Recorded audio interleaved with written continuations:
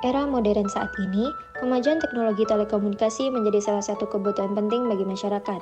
Tower telekomunikasi adalah infrastruktur yang sangat penting dalam menyediakan layanan telekomunikasi. Pemerintah Indonesia menargetkan untuk menyelesaikan permasalahan blank spot tersebut dengan melakukan percepatan dalam pembangunan infrastruktur telekomunikasi, terutama di daerah 3T. Terdapat beberapa kendala dalam monitoring kondisi dan keamanan tower telekomunikasi untuk mengatasi blank spot di daerah terpencil, yaitu menerapkan sistem penjagaan manual oleh manusia. Namun, monitoring kondisi secara manual sangatlah sulit dan tidak efisien karena tidak dapat dilakukan secara kontinu.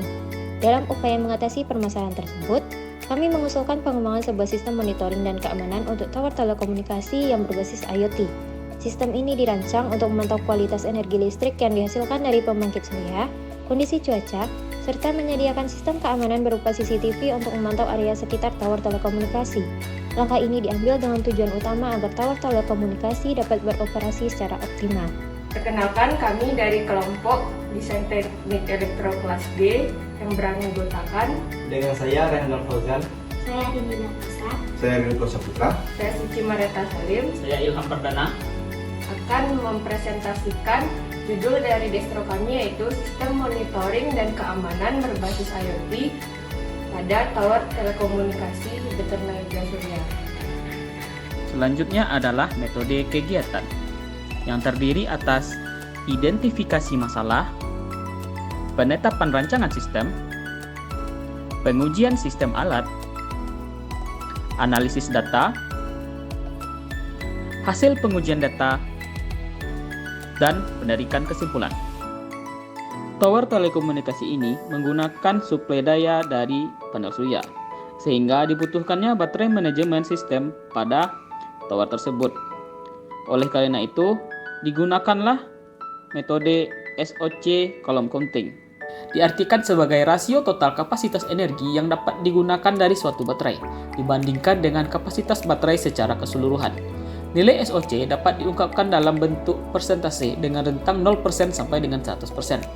Metode SOC yang digunakan adalah metode column counting.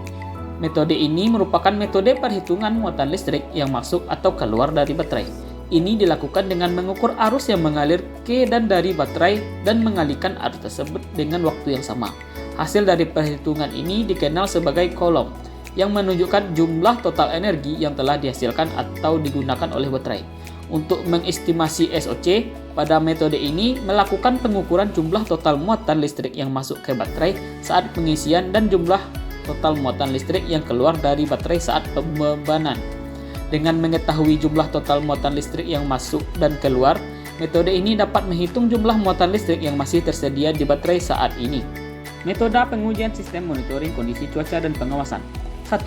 Konfigurasi rangkaian mikrokontroler ESP32, sensor-sensor dan kamera pengawasan agar terintegrasi pada aplikasi Blink. Kedua, lakukan pengukuran nilai tegangan dan arus. Ketiga, fungsikan sistem terhubung ke Blink. Keempat, pemasangan sistem pada Tower Triangle dengan pemasangan sistem PLTS, baterai, dan komponen sensor. Kelima, lakukan pengujian sistem dengan melakukan pengambilan data oleh sistem. Keenam, lakukan kalibrasi kembali ke sistem Triangle. Seluruh sistem yang telah diuji dengan cara mengupload program yang sudah lengkap ke Node MCU ESP32 dan dilakukan monitoring dan pengawasan terhadap Tower Triangle di daerah 3T. Pada pengujian ini dilakukan pengukuran setiap komponen sistem monitoring dan keamanan yang akan digunakan untuk pengujian sistem seperti sensor DHT11, BH1750, anemometer, dan IMO Cruiser kamera CCTV. Berikut tampilan pada monitoring aplikasi Blink.